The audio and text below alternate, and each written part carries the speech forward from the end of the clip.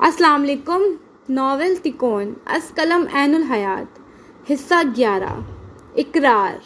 हमारी कहानी की किताब के पिछले हिस्से में जहां हाकिम रिशाइल की लाश उसके कमरे से बरामद हुई, वहीं दूसरी जानिब लियाना ज़र्रार ने कैस्पर रिशाइल पर लगने वाले इल्ज़ामात की तरदीद की। आए कहानी को मज़ीद आगे बढ़ाते हैं। वक्त का उड़ता घोड़ा बिना रुके हवाओं को चीरता हुआ आगे बढ़ता गया।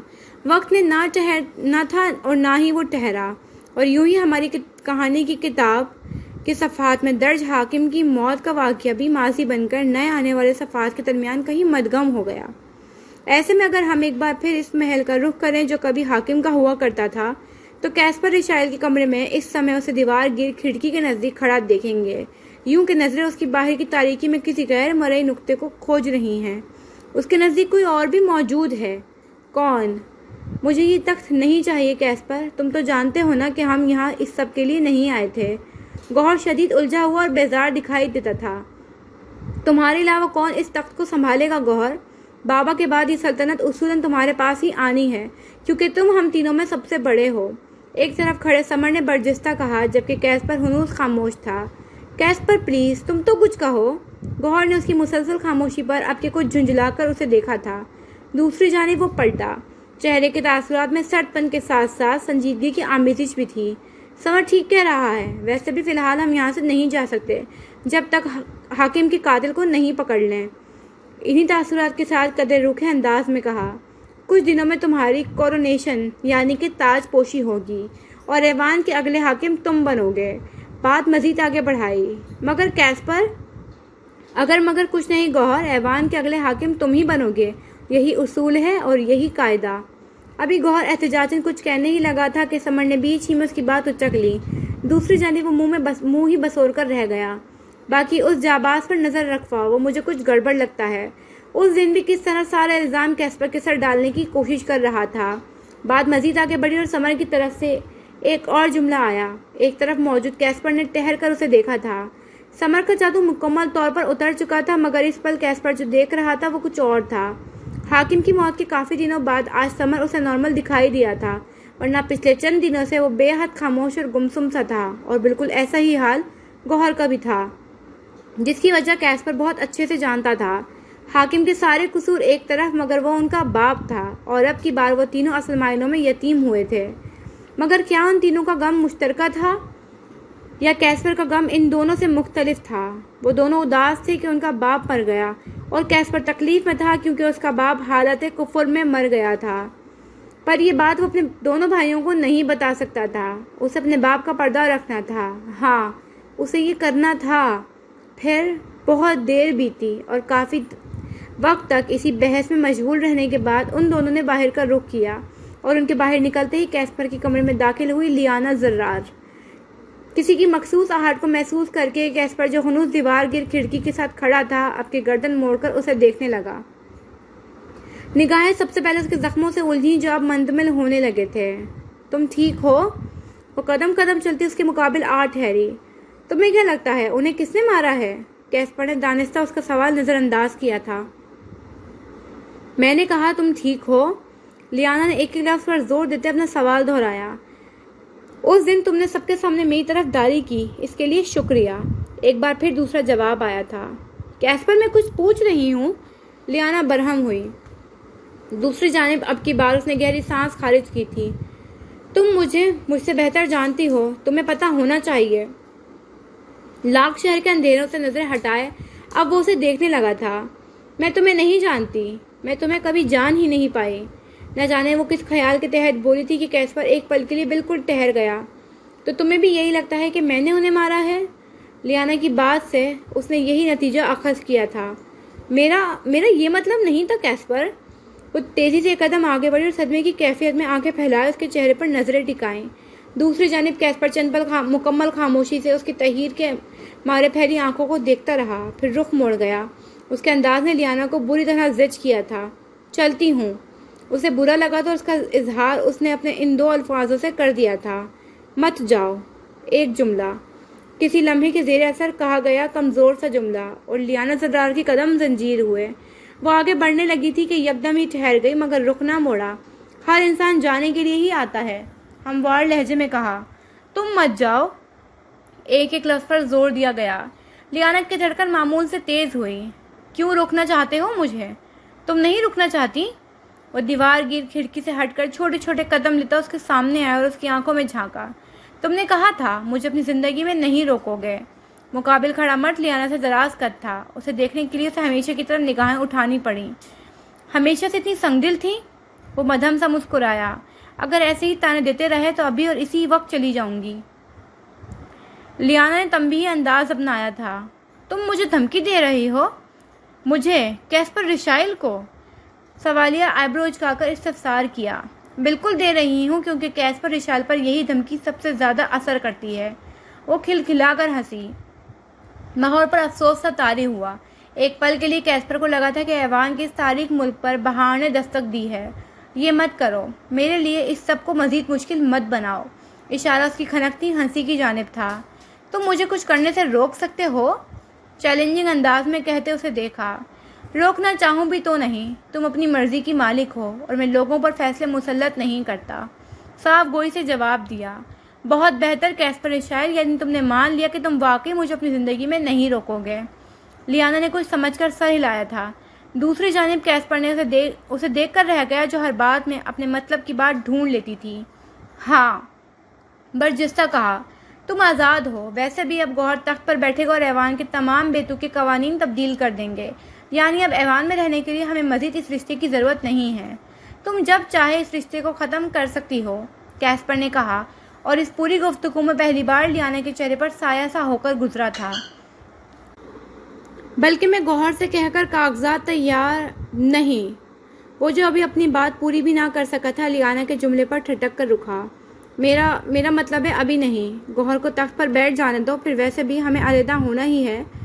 उसकी जांचती नज़रों का नज़रअंदाज करती वो रिसानियत से बोली, जैसा तुम चाहो। आहिस्तगी से कहा, मैं तुम्हें नहीं रोकूंगा। मुझे ऐसा क्यों लग रहा है कि तुम्हारी बात लेकिन की तरफ जा रही है।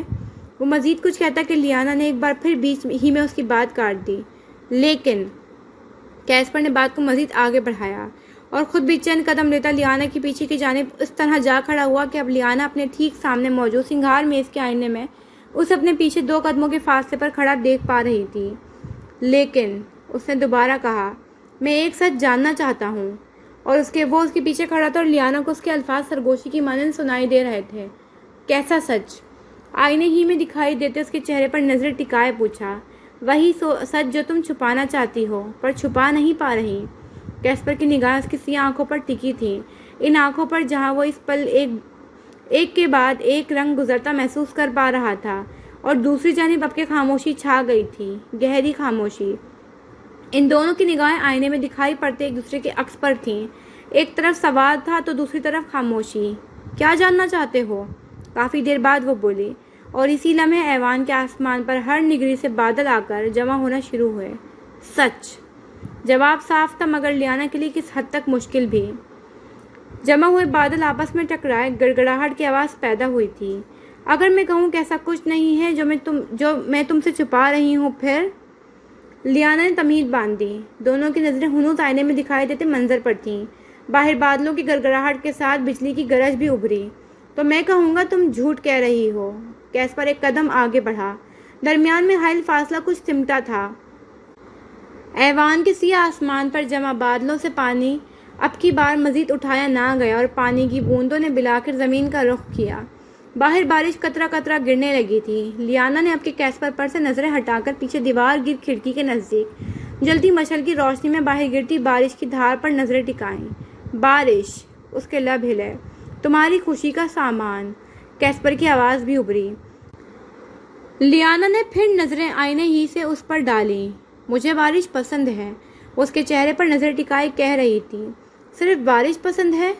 वो पूछ रहा था। वो उसकी आंखों में आंखें डाले पूछ रहा था। लियाना के दिल पर लगी सील एक बार फिर ढीली पड़ने लगी और फिर वो पलटी आहिस्तगी के साथ।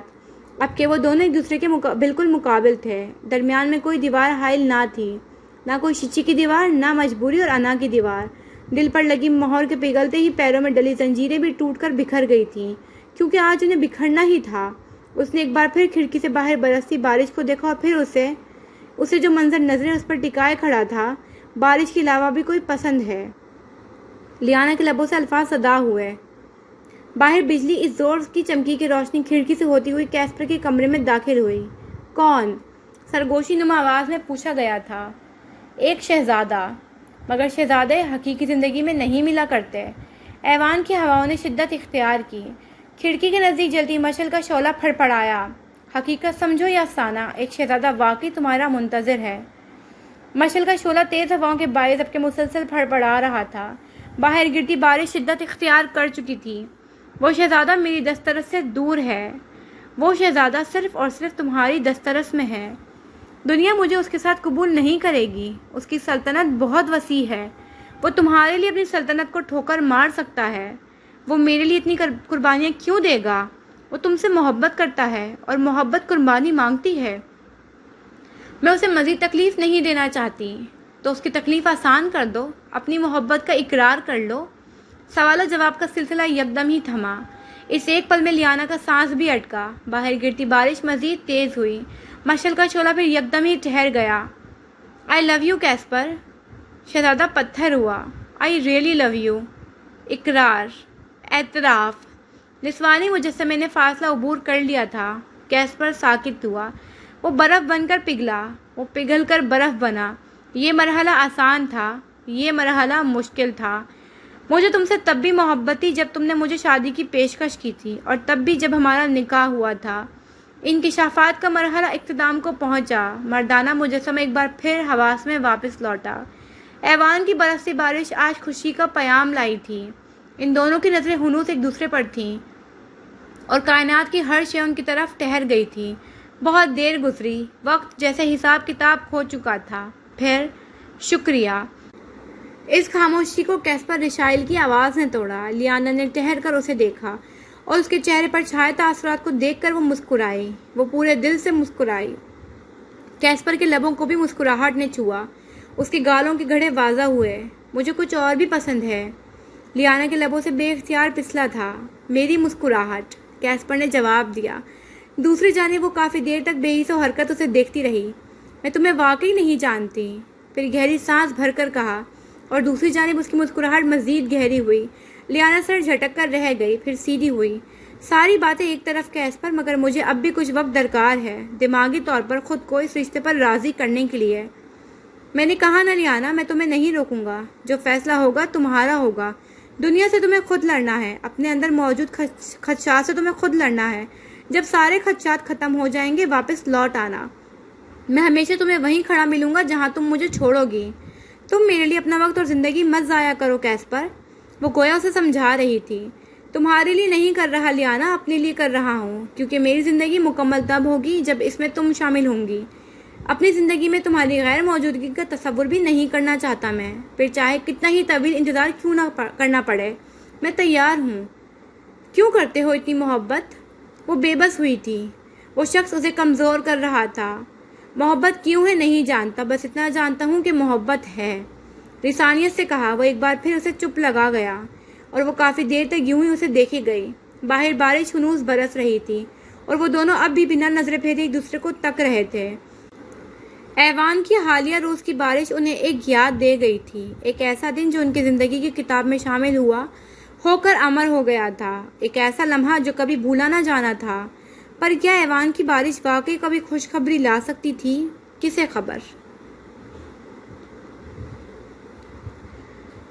تخت کی بحث۔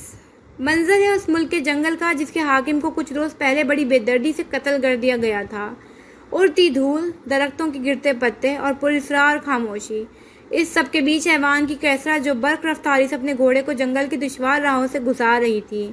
گھوڑے کے ٹانپوں کی تیز آواز ماحول کا سکوت بکھیر رہی تھی، اور گھوڑے پر سوار کیسرا آج سیاہ چوگے کے بجائے اپنے شاہی لباس میں ملبوس ہے۔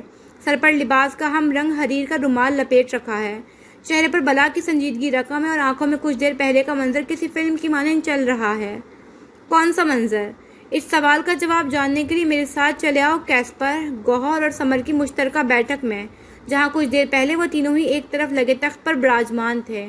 یعنی بابا نے خزانے کے متعلق جو کچھ کہا وہ جھوٹ تھا۔ ایوان کے جادوئی خزانے میں کبھی کوئی چوری ہوئی ہی نہیں، اور اب بھی اپنی اصل حالت میں موجود ہے۔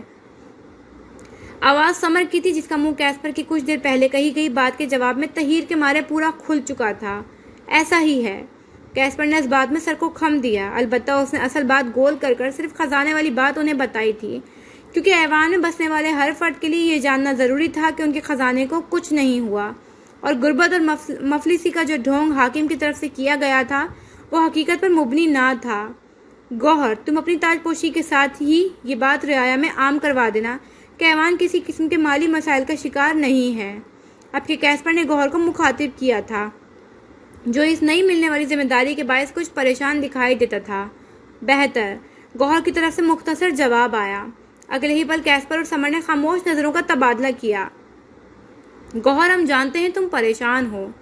समर ने कैस्पर के इशारे पर पहल की थी, पर हम दोनों तुम्हारे साथ हैं। हम मिलकर ये तमाम मामलात एहसन तरीके से संभाल लेंगे। वैसे भी हम यहाँ सिर्फ बाबा के कातिल को पकड़ने के लिए मौजूद हैं। अंदाज तसल्ली आमेज था। अगर ऐसी ही बात है तो फिर तुम दोनों में से कोई क्यों नहीं बैठ जाता इस तख्त पर। कैस्पर जो बात का आगाज़ करने ही लगा था, गौहर के झुंझलाहट भरी आवाज़ पर खामोश हो गया। मुझे तख्त ताज के मामला से क्या लेने देना, मैं तो एक मुसव्विर हूँ। समर ने फौरन ही अपना दामन बचाया था। गौहर की नज़रें घूमकर कैस्पर पर आ रुकी, जबकि उसके बराबर बैठे समर ने मुस्कुराहट जब्त करने की खातिर नज़रें झुका दी। मैं तुम दोनों का बड़ा भाई हूँ, उसूलन तुम दोनों को मेरी बात माननी चाहिए। गौहर ने मसनूई धौंस भरा अंदाज अपनाया। अब के कैस्पर ने उसे ऐसे देखा था जैसे कह रहा हो, क्या कोई मुझे किसी काम के लिए मजबूर कर सकता है।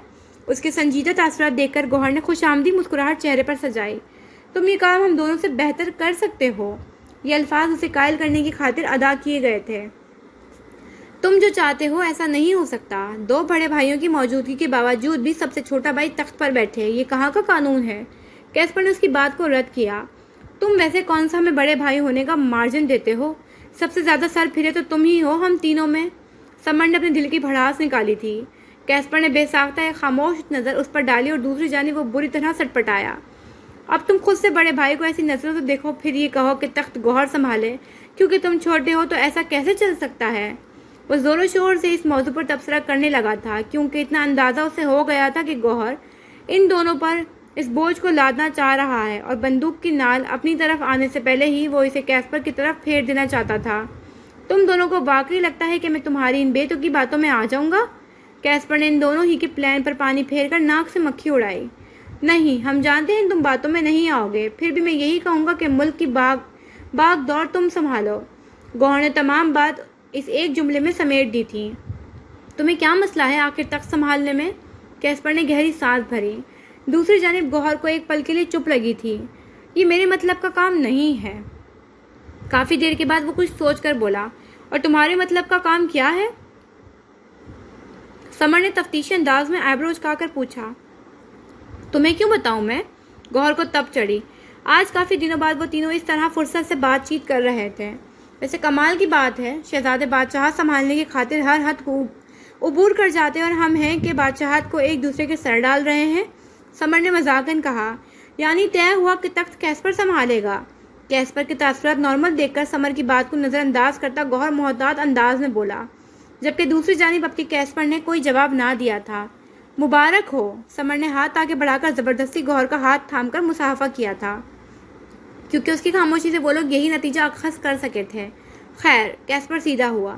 सारी बातें एक तरफ, मगर ऐवान में हमारी मौजूदगी का असल मकसद अब दम तोड़ चुका है, क्योंकि ख़जाना कभी कम हुआ ही ना था, मगर हमारे दूसरे मकसद में हम जल्द कामयाब होंगे।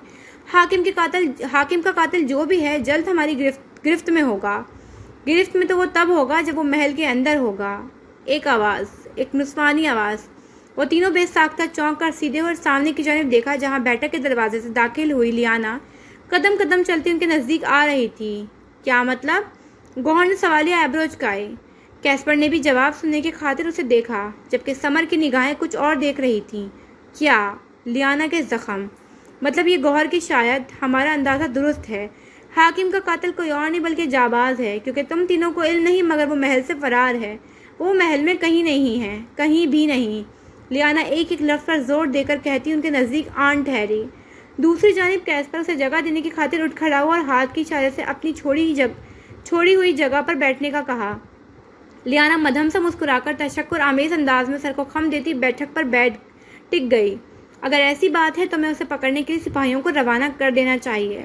سمر نے گفتگو میں حصہ ڈالا، البتہ اس کی نظریں ہنوز لیانا کے زخموں پر تھیں۔ سمر ٹھیک کہہ رہا ہے، گوہر نے اس کی تائید کی تھی۔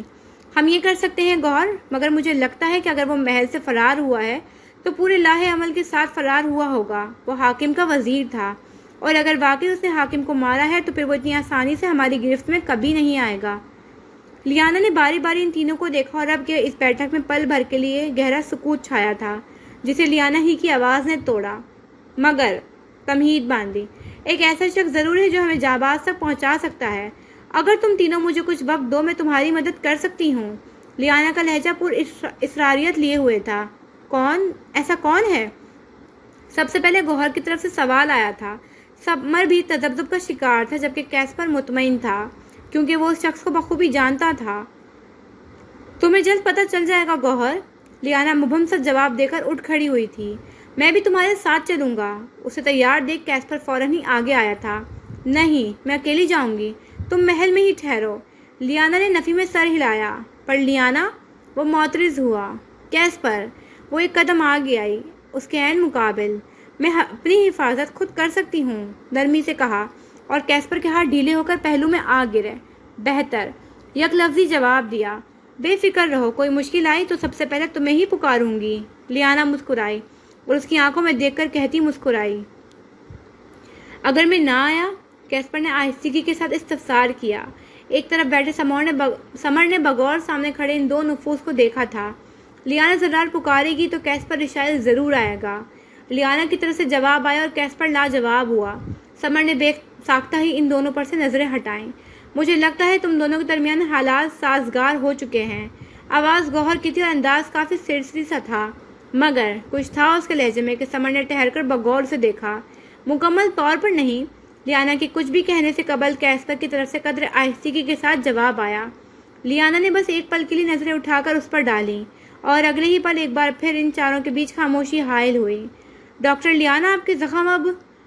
گوہر اس خاموشی کے تسلسل کو توڑنے کی خاطر بے دہانی میں بول گیا تھا، شاید جب سمر کی موجودگی محسوس کر کے اس کی زبان کو بریک لگا۔ کیسپر اور لیانا بھی ایک پل کے لیے ٹھہر گئے تھے، جبکہ سمر جو مسلسل اس سے اس کے زخموں کے متعلق پوچھنے کے لیے الفاظ جوڑ رہا تھا، تیزی سے سیدھا ہوا۔ تمہیں یہ زخم کیسے آئے لیانا؟ میں کافی دیر سے یہ بات پوچھنا چاہ رہا تھا، اور محل کے سپاہی وہ بھی تمہارے گمشدہ ہونے کے متعلق کچھ کہہ رہے تھے۔ آخر مجھے یہ سب کیوں نہیں پتا؟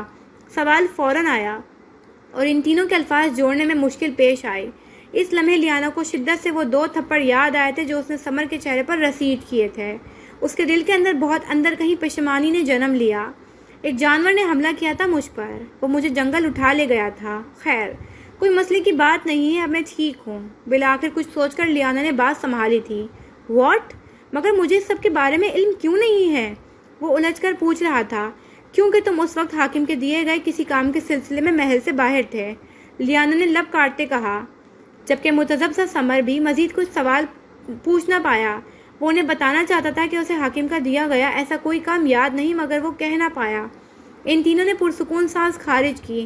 البتہ سمر اب کے اضطرابی کیفیت میں گھرا خاموش دکھائی دے رہا تھا، اور وہ تینوں ہی اس کے اضطراب کی وجہ بخوبی جانتے تھے، مگر اسے تکلیف سے بچانے کے لیے انہیں خاموش رہنا تھا، اور وہ خاموش رہے۔ پر کوئی تھا جو خاموش نہیں رہنے والا تھا۔ کون؟ کسے خبر؟ لیانا کی آنکھوں میں فلم کی مانند چلتا منظر بکھر کر جنگل کی پراسرار خاموشی میں کہیں تحلیل ہو گیا، اور گھوڑے پر سوار لیانا ایک مخصوص مقام پر اپنا گھوڑا روک کر نیچے اتری۔ نیچے اترتے ہی گھوڑے کی باک تھامے اب وہ قدم قدم چلتی آگے بڑھ رہی تھی۔ کچھ پل گزرے، اور نگاہوں کے سامنے داروکا کا چھوٹا گھر آتے ہی وہ گھوڑے کو وہیں چھوڑ کر گھر کے دروازے کے عین سامنے آ رکی اور دروازہ بجایا۔ پیچھے موجود اس کا گھوڑا اب ایک درخت کے ساتھ اگی ہلکی ہلکی گھاس میں منہ مارنے لگا تھا۔ گھوڑا گھاس میں منہ مارتا رہا، اور دوسری جانب لیانا دروازے کے کھلتے ہی گھر کے اندر داخل ہوئی۔